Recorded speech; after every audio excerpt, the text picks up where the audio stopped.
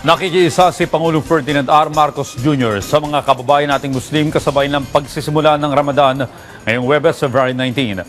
Ayon sa Pangulo, hangad niya na ang bawat sakripisyo at panalangin ay maging daan para mapalakas pa ang pananampalataya. Ang detalye sa report ni Kenneth Pasyente.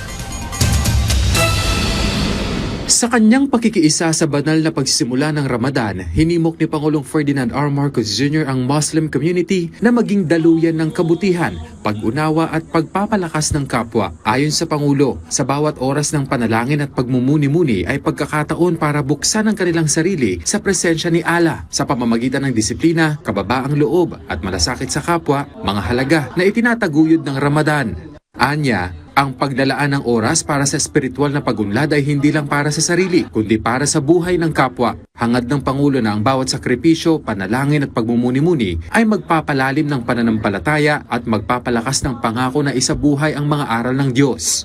Dagdag pa niya na ang bawat pag-aayuno ay pagkakataon ng pagpapakumbaba at pagpuno sa sariling pangangailangan at espiritual na gutom. Sa mga pinagpalang oras na ito, hinikayat ng Pangulo ang muling pagbubunyag ng pakikiisa at malasakit sa kapwa. Ipinapaabot din niya ang kanyang panalangin at mga mabuting hangarin para sa kaunlaran ng komunidad, pamilya at mga minamahal sa buhay ng bawat isa. Sa huli, hiling ng Pangulo ang mapayapa at banal na paggunita ng Ramadan para sa lahat ng ating Muslim na kababayan. Kamakailan ang inanunsyo ng National Commission on Muslim Filipinos na opisyal na magsisimula bukas ang banal na buwan ng Ramadan matapos walang namataang crescent moon o bagong buwan noong Martes ng gabi. Ang Ramadan ay isang banal na buwan sa Islam kung saan nagsasagawa ng pag-aayuno ang mga Muslim mula sa pagsikat ng araw hanggang sa paglubog nito. Ito ay panahon ng panalangin, pagninilay-nilay, pagtitimpi at pagtulong sa kapwa bilang pagpapatibay ng pananampalataya at disiplina sa sarili.